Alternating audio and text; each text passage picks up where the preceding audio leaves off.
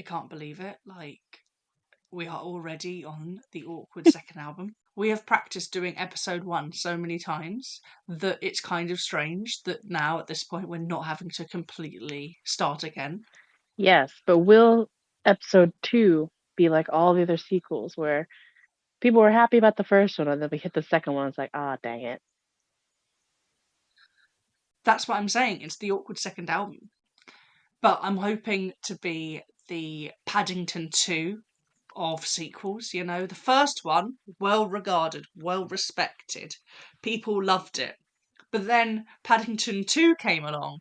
Woo! Amazing. People were like, oh my god, this is incredible. Did you know that there's actually going to be a Paddington musical? And I'm just hoping that it's just going to be Paddington 2 on stage. No, I didn't know that, but that sounds really exciting. Yeah, I'm hoping people will be just as excited for this episode.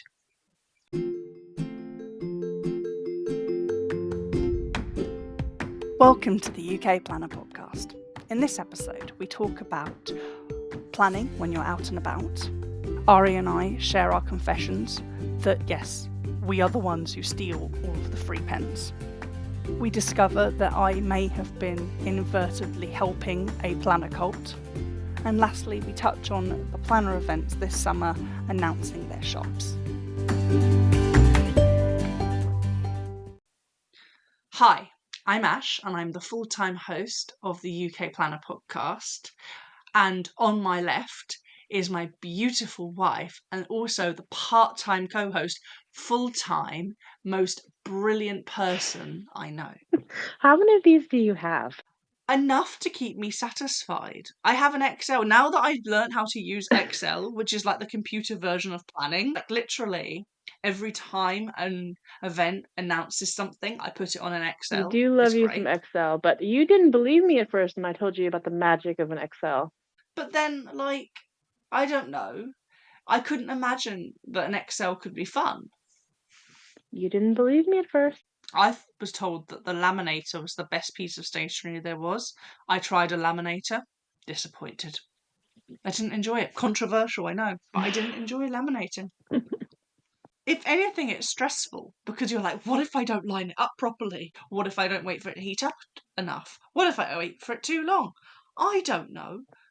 It's too much. It's too much pressure. Recently, I really enjoyed the cute little X-Acto knives that I got in Hong Kong because they look like puppies and they kind of look like yin yang. I know you got me one, but I don't know where I Hmm. put mine. Well, they are very small, so I feel like they're kind of easy to lose. I lose a lot of stationery, to be fair. Like, I have all these great pencil cases and a planner cart, but I can't tell you where an X-Acto knife or some scissors are. No. I'll be honest. Yesterday I was planning and I was using some nail clippers to cut things. I told you just to borrow my scissors.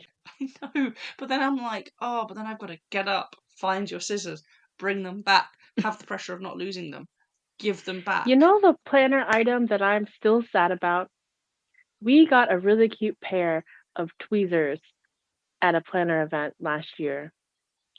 And apparently, Mm. the airport thinks that tweezers are a very dangerous, lethal weapon because they made me throw them away.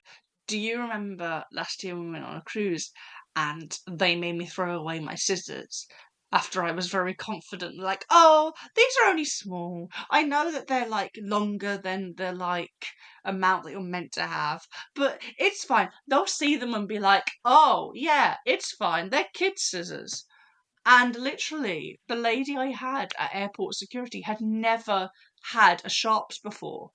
And she was like, I've never had to deal with this before. I've never had someone actually have something sharp. And they were like, please open your bag. Please open this segment. Please open this pencil case. I had to like unzip every single thing for her. Then she would then put her hand in. She was like, is there anything in here that could hurt me? And I was like, no, it's just some scissors. But she made me go through every single pocket of that backpack. I wish I hadn't tried. I wish that I hadn't come in there so hot, so confident, all for Oh, some scissors. even worse is when they are within regulation and they still make you throw them away. I was in another airport in Asia, and these itty bitty bird scissors. I think people have seen them you've probably seen them on Instagram before. We got them at the Scotland Planner meet, and they're just itty bitty bird scissors. The edge of the scissors can't be more than like 3 centimeters long at most from the hinge, which is within regulation for most airports. But again, apparently these itty bitty scissors that are for detail cuts only, also a lethal weapon, also had to throw it away. Do you know how many pieces of stationary items that I have traveled with so many times on this one trip? Different airports made me throw them away. It's not the planner of things that you've had to throw away, it's the shiny stuff that you got afterwards. Fair enough. Surely what would have been worse is if, like, for example, you bought something and then on the way home you were made to throw it away. That is true. I would have been very sad. On the way back, anything that I could possibly even slightly consider maybe dangerous all went into the check bag. Hey, listen, I think that you always take a risk when you go through an airport with your planner stuff because, like, I don't know how other people do it, but I'm always now worried that the wrong item will be misunderstood.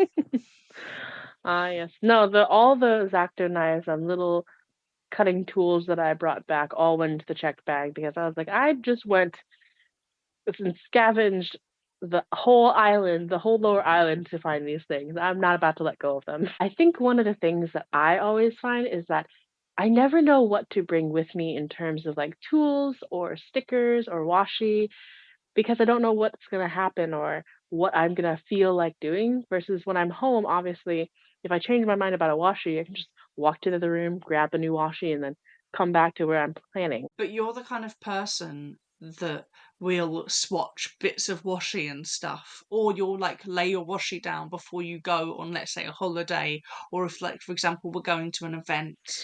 Yeah, I do like to do that. And I do have this one little sticker book from the Coffee Monsters Co. that I put different swatches of washi because I typically put washi in the same place in my planner every day or every week. So I can just cut it out and measure it, and then I have a few different washis to pick from.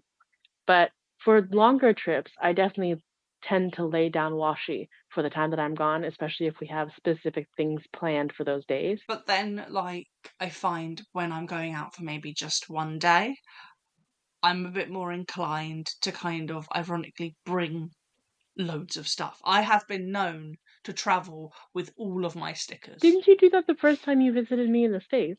Oh no, I didn't do that. I brought every planner item I owned because at that point it could all fit in a backpack, to be fair.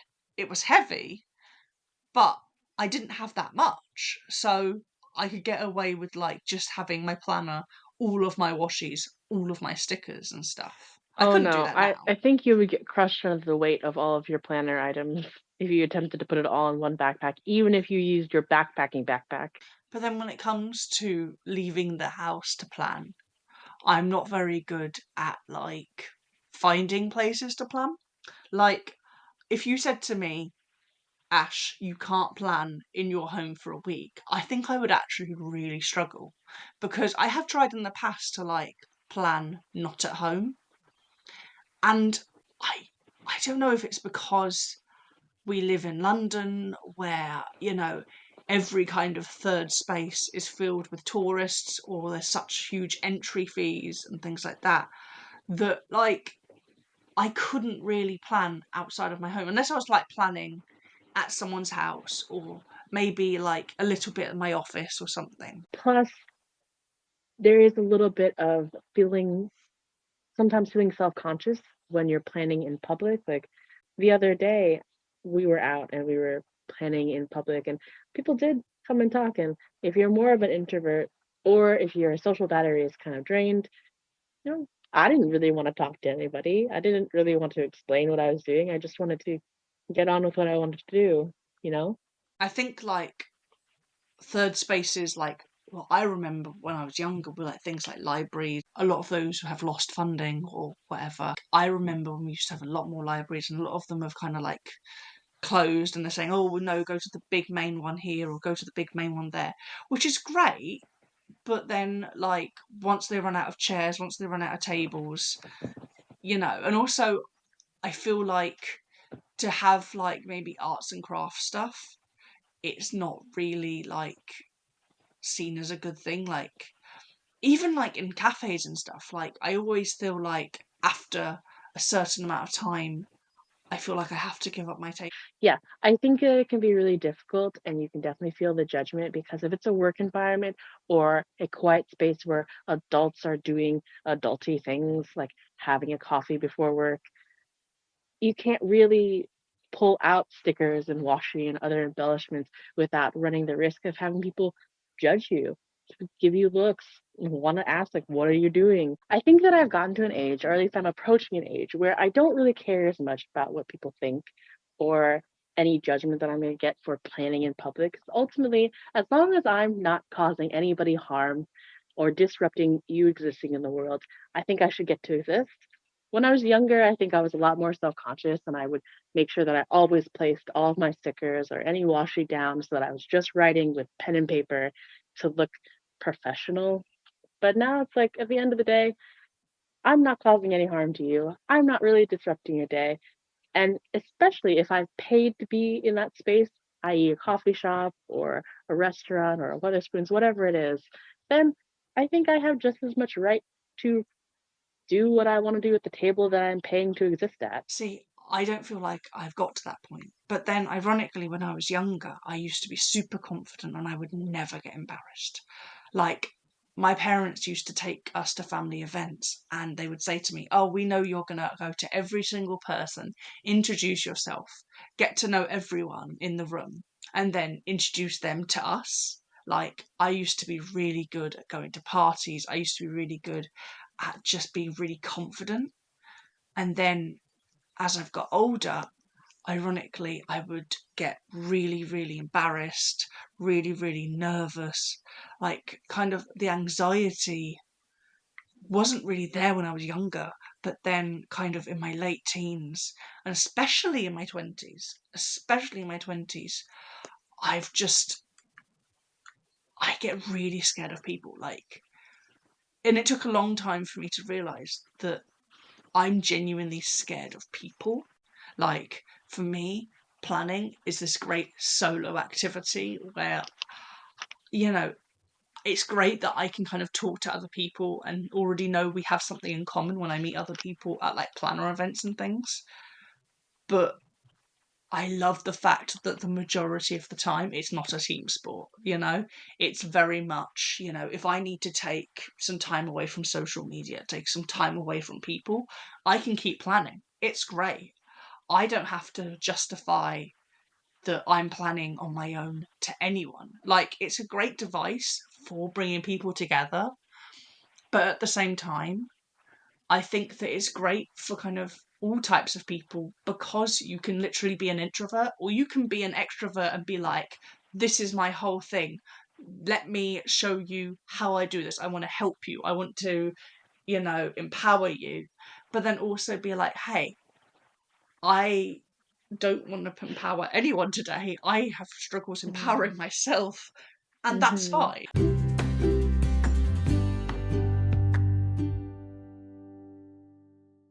Okay, now what I'm about to say might be a little controversial, and if you've ever asked to borrow a pen from me, please do not take offense.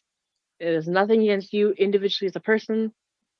However, whenever I go to any of those events that are tabling events where different companies will have little swag items like stress balls or pens or keychains or whatever it might be, I always keep the pens that they give out because usually those pens, not necessarily the highest quality of writing utensil. However, they are great for whenever a stranger asks you for a pen or pencil because then you can hand them that, and if you never get it back again, it's completely okay. Versus, I have made the mistake in the long past of handing over one of my favorite pens or pencils to let someone borrow, thinking, oh, yeah, I'll get this back, no problem. And then they disappear into the sunset, and I never see that pen again. So now I always keep a few of those in my bag whenever I'm going anywhere that might come into a situation where someone needs to borrow a writing utensil. I, at one point, was an event coordinator that would also be ordering these types of items. It's just a standard way that they're made, but they're just not the highest quality of pens. So if someone borrows and never returns it, I have lost nothing. Do you remember when we went to that recruitment affair ages and ages and ages ago? It was that huge, huge, huge one. And there were like people who literally came to get like for example Greg's was there, so everybody wanted like their pens and their like keychains and their like stuff. Like people were disappointed that Greg's didn't have like actual food from Greg's there, but then they wanted like the Greg swag, and I was like, what? It's like there was one for like I think it was like Coca-Cola, and they also, again, people wanted like the Coca-Cola keychains and stuff. I have enjoyed many a free items from different tabling events like that, job fairs, career fairs, all that kind of stuff. So I'm not knocking a free item. I'm just saying if it's between a free item or my favorite Kenji pen or Energel Kleiner pen, I'm gonna hand over the random company marked pen to a stranger and be okay if that stranger never returns it, versus I will miss my go-to favorite pen that I use every day in my planner. Now, don't get me wrong, I have been perfectly fine with handing over a pen, especially if someone wants to try it out who's never seen it before. Anyone who knows me in real life, if I've ever handed you over one of my favorite pens that I'm recommending, it means that A, I trust that you are going to give it back to me, and B, I care enough about you to let you try it Oh my god, did I tell you? Last night I split one of my out. zebra pens. Yeah, it was one of my dual mild liners. So I was putting it on the, like the hmm classic pink one, the one that looks like the same color as this hmm classic pink highlighter. Yeah, it was the like bullet tip. I was putting it on and I split it right down the middle, which is hard to do. And I'm so annoyed because I somehow did the impossible. And like, get this, it still works. Like, it doesn't leak or anything. But I now have like two mini pens on the end of my pen. Are they at least different sizes so you have like a super skinny pen and a slightly skinnier pen? Yeah, which is great. I just like angle it now because they like frayed out. So now I just angle it. And essentially, maybe I'm complaining when I should be celebrating. I've just created a new zebra product. It speaks to the quality of the tips though, because if you're using a lower quality tip, that would have just broken off, which I am fairly heavy handed when I am using a pen or marker. So I've had many a Crayola marker just tip is gone. Yeah. But speaking of my own pen experience, you know what I do at the end of an Yes. event, don't you? So, like at planner events, when there's like the swaps table at the very end of the event, and because we are like those people, because we have the assistance dog, we're usually one of the last people at an event. It takes us a while to kind of get our stuff together. So on my way out, when most people have gone, I will go to the swaps table and I will just take the remaining pens. I used to work at a ticket office in King's Cross, and it's still old school when it comes to like the forms for like refunds and things. Like it's all paper forms. There's no like digital signatures. So when people used to have to fill out these quite hefty forms, like 3 or 4 page forms, I used to just give them just like these old pens that I got from like swap staples because I'd be like, nah, you're all right, just fill it in. And if they never gave it back, that's fine. So like I would end up with this little pot of pens and I'd be like, yeah, pick your personality in a pen. You'd have all these different types of pens. You'd have ones with like dragons on, you'd have ones with like a big ball of floof at the end, like a big pink furry one. That one was there for a while. Like I'd be like, yeah, pick a pen. It's fine. You can keep it if you want it. And people used to love it. And So you yeah, admit that you take all the pens that on the swaps table no one else has picked up, no one else wants to keep, and those are the pens that you give to strangers or to people that you don't trust to return your favorite pens. specifically like strangers, I don't give them to friends. Like I don't walk around with my little pot of pens going, pick your personality and a pen. That would be a good way of meeting people though. If I did want to be like an extrovert at a planner event, I'd be like, hey guys, I could be like, hey, I have collected pens from all over the country. All of these planner meets. Pick your pen. Some of them may work, some of them may be dried out. It's a lucky dip. Yes, these are all the pens that nobody else at previous events wanted.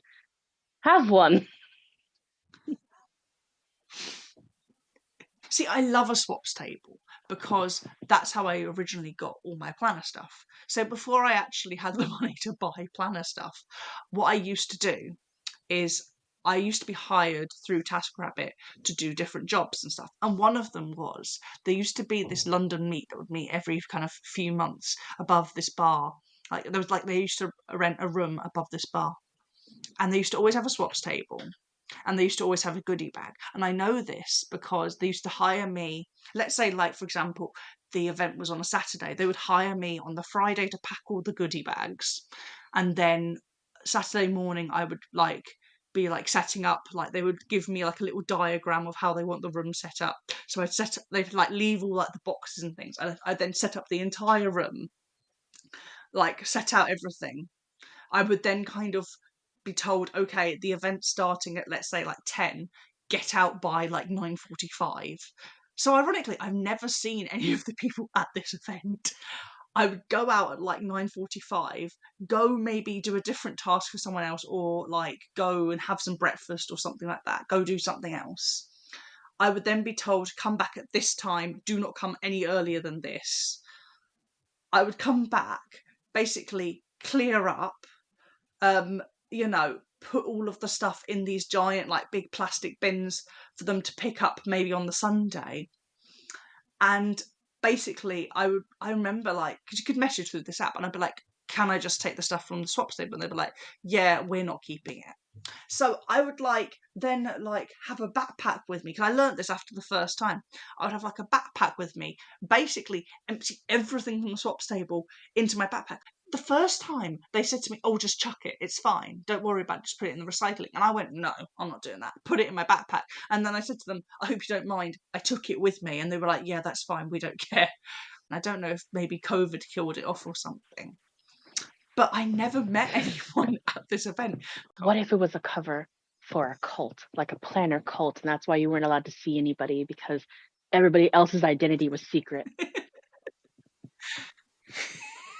What? I don't think. You can't prove it wasn't a cult. I mean, I can't because ironically, I've spoken to other people about this event and nobody else knows about it. Like, no, like I said, oh, did you ever go to like the one in London that was like every few months? And they were like, no.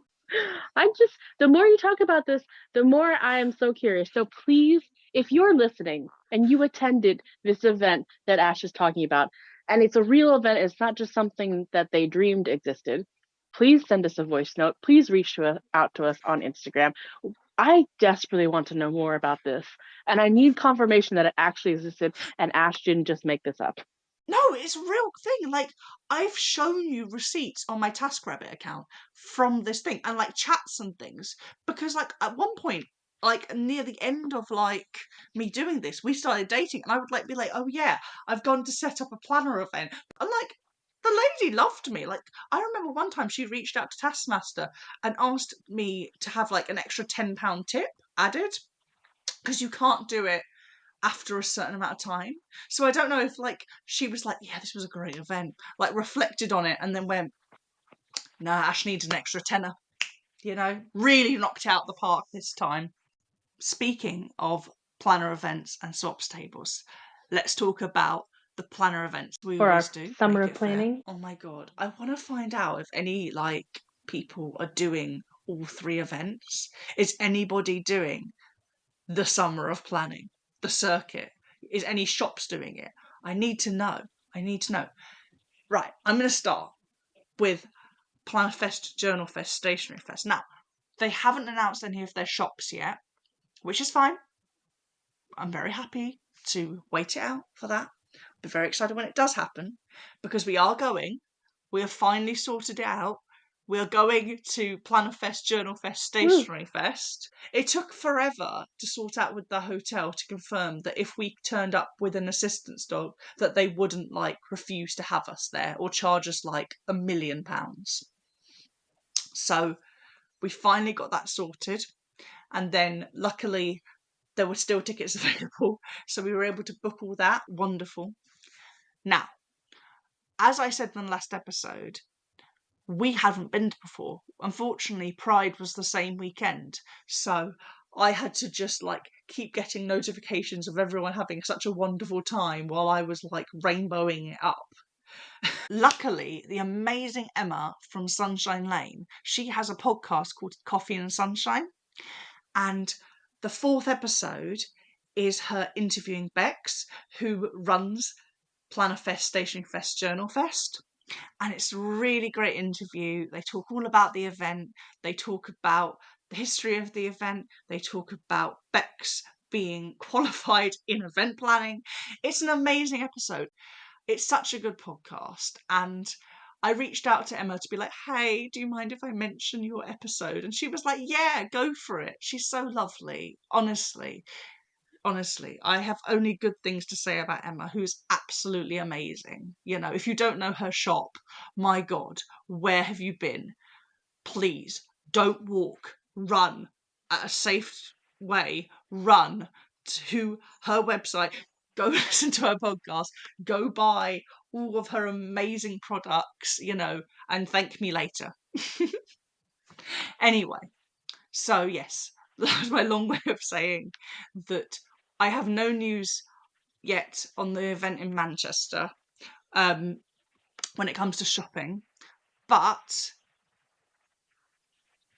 go listen to the podcast and keep an eye on their socials, because I'm sure that when it gets announced, we will all be clinging on every word that Beck sends us. And the next stop on the summer of planning is up in Scotland for the Scotland's Planner Meet.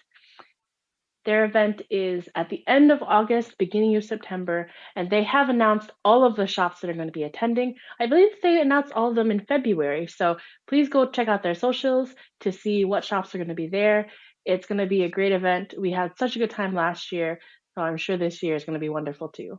Go check out their socials, honestly, it's amazing. Lastly, we have Southwest Planner Club's Planner Party in Taunton.